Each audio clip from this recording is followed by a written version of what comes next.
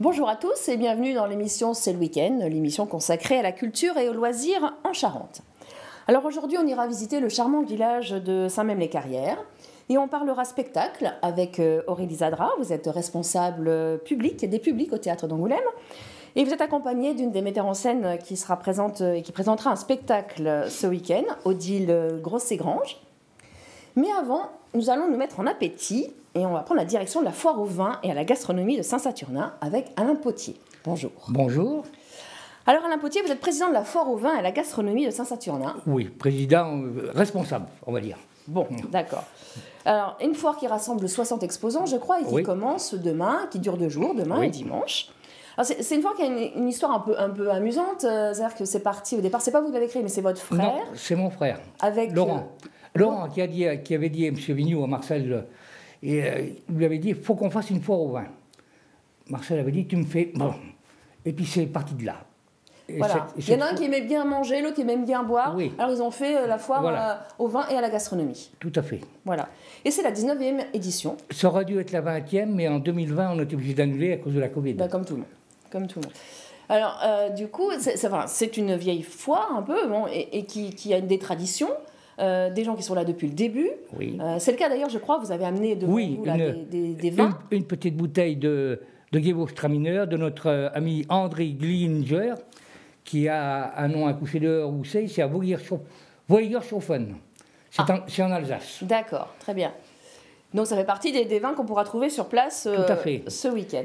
Alors qu'est-ce qu'on trouve sur cette foire? Est-ce qu'il y a des nouveautés par rapport aux années précédentes Oui, il y a 2 nouveautés. Nous aurons un vin du Haut-Poitou et une italienne qui présentera ses produits italiens. Et je crois que ça doit même avoir de l'huile d'olive d'Italie. D'accord. Parce qu'elle mènera quoi d'autre comme produit italien? Je ne sais plus tout. D'accord. Bon. C'est un petit peu... on verra sur place. Il faut venir. Il faut venir. Voilà. Et faire venir. Alors, il faut venir 2000 personnes, je crois, à chaque... Oui, l'année dernière, c'était un petit peu en baisse parce qu'il y avait encore l'histoire du pass sanitaire. Mais en principe, c'est ce qu'on a. On est monté jusqu'à plus de 2500. Hein. D'accord. Alors, à part ces nouveautés, qu'est-ce qu'on trouve? Qu'est-ce qu'on pourra acheter et déguster? Déguster, vous avez des vins de toute la France. Après, en question gastronomie, vous avez ce que j'ai amené, des petits échantillons là, de Magali Mounier, qui est de l'INA. C'est du poulet désossé au paprika, et là, des saucisses de poulet. Alors, je fais du maison, hein. C'est, comme dirait un vieux facteur, malheureusement, qui est décédé, il dit c'est la Sainte Vierge qui descend à la gauche en culotte de velours. Ah, d'accord. Vous aurez, bon, bien sûr, les cagouilles, avec José Mendes, les huîtres, les fromages de chèvre du Bardonneau, qu'est-ce qu'il y a d'autre à l'intérieur? La brioche vendéenne, les boudins gris. Les boudins gris qui viennent d'où? C'est Charente-Maritime. Oui. Ah ben eux, ils ont une réputation, ils repartent, ils ont... Oui, on dit des boudins gris, mais en fait, ils sont verts, hein, plutôt. Oui, il y a des verts. Bon, ils ne font pas que des boudins, ils font un peu de pâté, un peu de tout ça. Dehors, nous aurons Ismaël, bien sûr, avec ses saveurs africaines. D'accord. Qui ne connaît pas Ismaël? D'accord. Ben, moi, je ne connais pas. Ah oui. Boire un petit punch. Un petit punch. Mais il ne faut pas en boire de trop. Hein, oui, voilà. Bon, on le rappelle, hein, vous avez des bouteilles, mais ça à consommer avec modération. Bien sûr, il faut toujours rappeler qu'il faut consommer du vin ou de l'alcool avec modération. Voilà. Après, qu'est-ce qu'on peut vous dire? Tous les exposants, s'ils le veulent, ils sont hébergés chez l'habitant. C'est une tradition qui remonte à la création de la foire, parce que quand la foire a été créée, il n'y avait que 27 exposants. Bon, ça monte tout doucement. Mais on ne veut pas de doublette. C'est-à-dire on ne veut pas 2 Alsace, on ne veut pas 2 Champagne, on ne veut pas 2 brioches, on ne veut pas 2 fromages de chèvre, on n'en veut qu'un, que tout le monde travaille. Le fromage, il vient d'où alors, là, cette année? Le fromage de chèvre, il vient du Bardonneau, là, c'est en Charente? Oui, charentais. D'accord. Charentais. On essaye d'avoir beaucoup de produits charentais, mais malheureusement aussi, il y en a à qui on écrit qui ne veulent même pas répondre, qui viennent ou qui ne viennent pas. D'accord. Bon, c'est le roi du jeu, comme dirait l'autre. Hein. Vous la faites à cette date-là parce que vous êtes un peu les premiers à faire la foire. Vous passez un peu avant tout le monde. Quand mon frère et puis Marcel ont créé ça, il dit il faut qu'on la fasse avant tout le monde. Avant Rouler, avant Pranzac, avant Mansle, et puis il y en avait une autre, et avant Montmoreau. Et pourquoi vous voulez passer avant tout le monde? Eh bien, c'est eux, ils avaient décidé de ça pour passer avant tout le monde. Vous savez, je ne suis pas toujours au courant de toutes les lumières. Et alors, les producteurs, maintenant il y en a 60, vous les trouvez où? Vous allez les démarcher? Alors, vous allez goûter oui. avant? Alors ça, c'est plutôt du rôle de Marcel. Comme pour le jazz, il se promène beaucoup. Oui, parce que alors, je rappelle, Marcel, c'est Marcel Vigneault qui organise aussi le festival Jazz à Saint-Saëns, qui est un festival de jazz. Donc. Voilà. C'est lui qui s'occupe davantage du vin. Et bien, quand il va se promener pour le jazz, il prend toujours des adresses. Alors, il y en a qui viennent, d'autres qui répondent, d'autres qui ne répondent pas. Bah, tant pis pour eux, ils ne savent pas. Parce que je rappellerai aussi, juste une petite anecdote, parce que Saint-Saturnin est quand même la foire au vin, les emplacements sont les moins chers de toutes les foires au vin du département. D'accord. Je ne ferai pas de comparaison avec Cara, parce que Cara, c'est... Oui, non, bien sûr. Vous les attirez un petit peu comme ça. Ah oui. Parce qu'on leur fournit les tables, l'électricité, tout, quoi. D'accord. Et après, ils n'ont plus qu'avec leur listing de contacter leurs clients. Hein. Et après, vous allez donc chez les producteurs en Charente voir un peu ce qu'ils fabriquent? Moi, si c'est pour la nourriture, je fais un peu les salons aussi. Là, dernièrement, je suis allé à Segonzac. Mais bon, c'est plus gros, Segonzac. C'est pas du tout pareil que nous. Nous, c'est plus... Vous venez voir aussi ce qui se passe au Gastronomade, je crois? Ah oui, j'y vais au Gastronomade. J'ai trouvé la dame italienne là au Gastronomade. Je vais faire un tour tous les ans, oui. D'accord. Parce qu'il y a toujours des nouveautés, et puis je vois quelques exposants qui viennent aussi chez nous. Et le samedi soir, on peut manger sur place? Oui. Le samedi soir, il reste encore quelques places au centre culturel pour pouvoir manger. On mange avec les exposants. On achète du vin aux exposants, nous, le comité des fêtes. On met sur le comptoir, chacun va se servir. D'accord. Et voilà, le principe, il vaudrait mieux se mettre avec les exposants, parce que comme ça, vous buvez directement la bouteille. D'accord, mais on peut manger aussi avec ce qui est vendu sur la foire. Alors, sur la foire, j'ai mon petit pense-tête. Alors, donc, il y a Ismaël qui fera ses saveurs africaines. Vous avez des cagouilles, des huîtres. Il y a la drôlesse, elle vient des tôles. C'est un genre de food truck. Elle travaille très bien. Le samedi, elle fera des gambas flambées, brochettes de poisson et de la sèche à la plancha. Et le dimanche, elle fera de la fideuà. Qu'est-ce que c'est que ça? Ah, c'est une paella aux pâtes aux fruits de la mer. D'accord. Et ça, je peux vous dire, hein, c'est bon. Hein.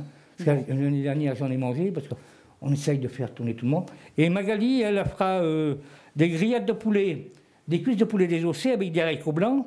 Elle fera de la soupe de poule. Et si elle est en rupture de grillade, elle pourra faire griller sur demande. Et elle fera aussi des crêpes maison et des crèmes caramel. D'accord. En dessert. Bon. Et tout ça, donc, on paye à chaque exposant. Il y a le Tivoli qui a été monté, il y a des tables et des bancs en dessous. Chacun pourra aller s'installer. On met des sacs poubelles pour essayer de faire le tri au maximum aussi, parce que bon, il faut respecter la nature. Voilà, tout ça se passe tout comme ça. Eh bien, très bien. Convivialité. Convivialité. On saura où aller faire nos courses ce week-end. Voilà. À Saint-Saturnin, donc. Eh bien, merci Alain Potier. On vous retrouve pendant ces 2 jours à Saint-Saturnin autour d'une bonne brioche ou d'une douzaine d'huîtres. Hein. Je crois que ça, c'est un rituel. Vous mangez toujours vos huîtres. Ah oui, mais tous les 2 jours. Hein. Les 2 jours. Eh bien, merci. Et bien, pour digérer maintenant, je vous propose qu'on aille marcher et visiter le charmant village de Saint-Mème-les-Carrières que Laurence Carbonel, la guide conférencière patrimoine, fait visiter tous les dimanches. Reportage Julien Bonnet. C'est une visite plutôt chronologique dans le temps de l'histoire. Nous commençons par les carrières de pierre qui sont vraiment très importantes. Vous avez là 1000 ans d'exploitation de la pierre et comme je vous l'ai dit, un front de taille de 2 km de long, 600 mètres de large, 90 mètres de profondeur et 80 km de galerie. Donc ensuite, nous allons aller au lavoir et tout le long du chemin, je vais vous parler aussi bien des puits que des porches. Et au lavoir, c'est plutôt, ça sera le peuplement de la région. Et ensuite à l'église, c'est une église donc du XIIe siècle, mais qui a la particularité, ça c'est intéressant, que nous étions sous domination anglaise et que la domination anglaise a duré 3 siècles et s'est terminée par la guerre de 100 ans. Ensuite, nous irons à ce qui reste du château. Il y a une partie 15e qu'on pense avoir été construite après la fin de la guerre de 100 ans. Et ensuite, je vais vous amener au four banal, 15e siècle. Hein. Et donc, nous visitons et je vais vous parler de sa construction et la justice à Saint-Même, aussi au 15e, 16e siècle.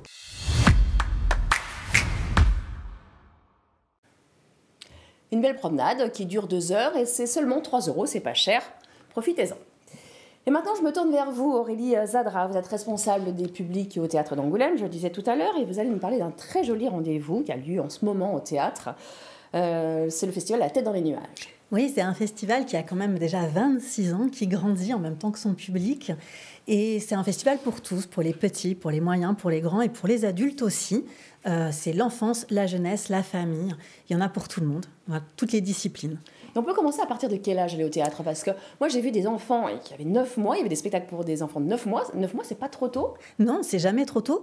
Ce qu'il faut, c'est regarder dans notre petite brochure. Il y a toujours un petit âge qui est indiqué et qui va être vraiment le bon indicateur pour les familles qui ne savent pas trop. D'accord.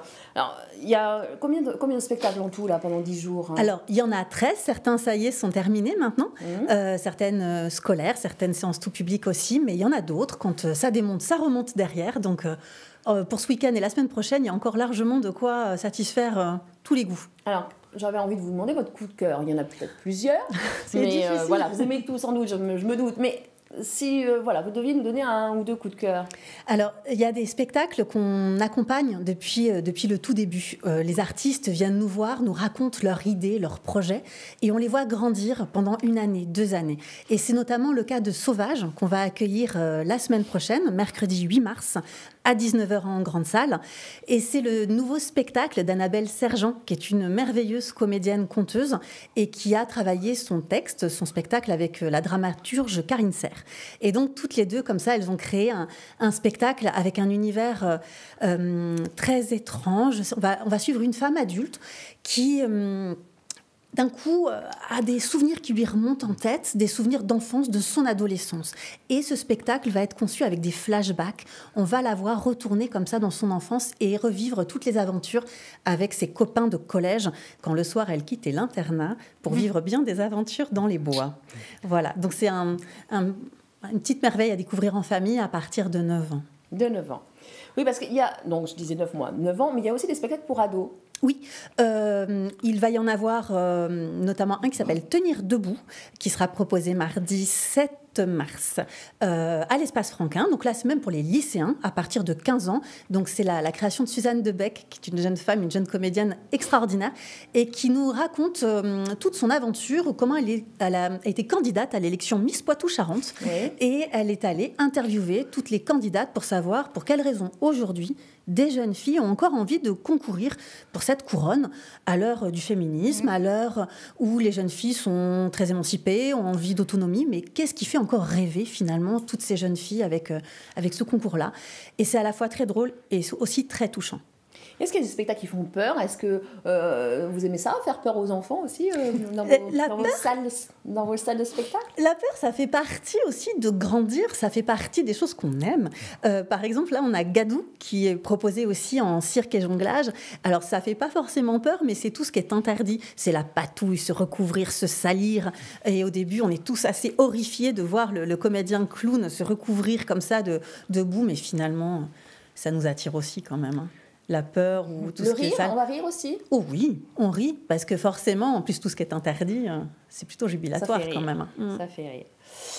Alors, vous êtes accompagnée d'Odile Grosset-Grange. Vous êtes metteuse en scène du spectacle Cartoon. Cartoon ou N'essayez pas ça chez vous. Et voilà, c'est ça, c'est ce que je voulais vous faire dire. Ça veut dire quoi, N'essayez pas ça chez vous? Là, pour le coup, ça fait un peu peur. On se dit, ah oui, non, il vaut mieux vraiment pas essayer ce que font la famille normale chez eux. Donc, Cartoon, ça raconte l'histoire de la famille normale, où il y a un papa, une maman, une grande sœur, un frère et un bébé, un chien et un poisson rouge, une famille, tout ce qu'il y a de plus normal, sauf que ce sont des cartoons. Et donc, ils sont régis par la loi des cartoons. Et donc, par exemple, ils peuvent mourir un jour, mais le lendemain, ils se réveillent. En fait, il peut leur tomber un piano sur la tête. Ils peuvent courir au-dessus du vide, mais ils ne tombent pas, sauf quand ils regardent en bas. Ils peuvent dessiner une porte, elle apparaît, ils l'ouvrent, ils la ferment, elle disparaît. Ils se donnent les animaux parlent, je crois. Oui, les animaux parlent. Le bébé parle, le chien parle, le poisson rouge parle. Ils se donnent des coups de poêle à frire. Ils font des courses-poursuites pas possibles. Donc voilà, c'est des choses qu'il vaut mieux pas essayer dans la vie. D'autant que nous, la famille normale, ils volent tous. Alors c'est ça, on a vu des photos, alors, je ne sais pas si on les a vues là, ou si on peut les revoir, mais vous marchez dans l'air, alors pas vous, mais les comédiens. Oui, mais j'ai été obligée d'apprendre moi aussi. On a suivi des cours avec un magicien qui va être d'ailleurs au théâtre samedi pour faire des cours de magie aux familles, je crois. Et du coup, on a tous pris des cours de vol. On a appris, c'était pas facile. Des fois, c'est même un petit peu douloureux. Mais en vrai. Mais bon, pour l'instant, aucun d'entre nous n'est tombé. Les décors sont aussi impressionnants. Hein. Les immeubles sont immenses, les décors sont immenses. Alors oui, c'est quand même c'est une précision que je voudrais apporter, c'est que c'est excessivement rare un spectacle jeune public avec autant de monde sur scène, autant de monde techniquement partout, et avec un décor aussi ambitieux. Et c'est un spectacle qui va faire appel à tous les arts du spectacle vivant et au service de ce spectacle jeune public, tout public. Et je pense que là, on a des réactions d'enfants qui sont juste incroyables.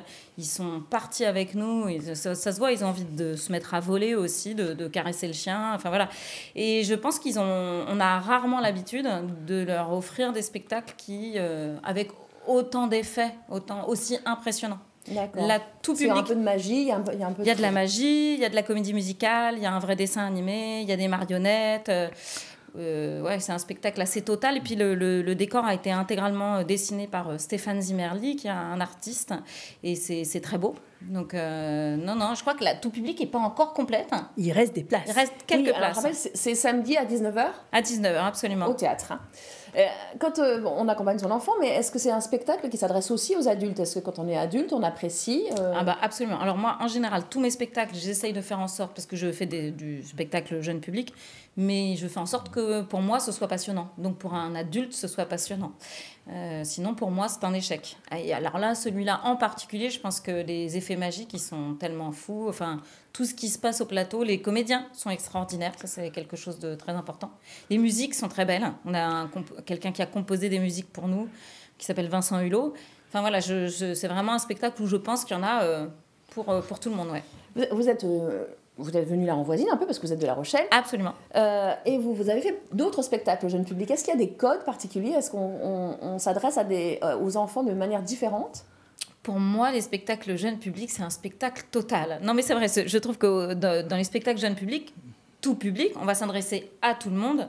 Et le principe, c'est d'avoir le droit de parler de tout. Et je trouve que le spectacle jeune public, aujourd'hui, moi, ce qui me passionne, c'est que c'est un spectacle qui va s'adresser à tout le monde et qui va parler vraiment de tout. Pour moi, c'est ça le sujet principal. Et l'autre particularité, c'est que globalement, comme il y a plein de représentations scolaires, il y a un public qui est hyper divers, qui est vraiment ouvert à tous. Et ça, c'est quelque chose d'assez passionnant. Et enfin, la dernière particularité que moi j'aime beaucoup dans le spectacle jeune public, c'est que s'ils ne sont pas contents, les enfants, ils vont l'exprimer tout de suite. On le saura. Oui. C'est bien ou c'est pas bien, ça leur plaît ou ça leur plaît pas. Et il n'y a pas de mensonge là-dessus. Voilà. Mais je crois que ça leur plaît parce que le spectacle a déjà eu lieu cette semaine. Ouais. Les scolaires l'ont vu Mais ça m'a fait rire parce que monsieur, il a dit qu'il y avait 2500 personnes qui venaient à son festival. Et nous, je pense qu'à la fin des représentations ici, on aura rencontré à peu près 2500 enfants. Et oui, c'est génial. Les réactions des enfants, elles sont extraordinaires. On les entend. C'est à partir de quel âge ce spectacle-là ? À partir de 7 ans. Mais alors vraiment, n'hésitez pas à amener des ados parce que ça cartonne aussi. D'accord. Voilà. Oui, c'est un âge minimum. Après, il n'y a vraiment aucune limite pour s'amuser. Absolument. Le festival, donc ça a déjà commencé. Oui. Et là, ça dure jusqu'au spectacle week-end prochain ? Oui, exactement. On va avoir un spectacle de clôture vendredi prochain qui s'appelle Songe à la douceur, qui est une magnifique comédie musicale pour les ados aussi. Et pour les adultes, évidemment.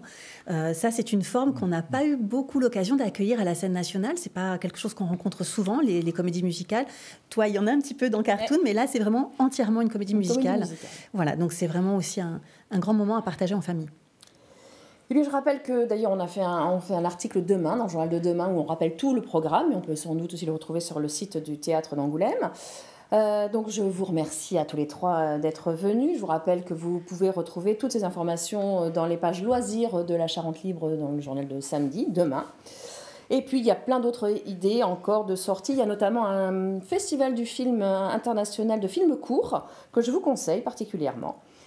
Il ne me reste plus qu'à vous souhaiter un bon week-end. Merci. Merci. Merci.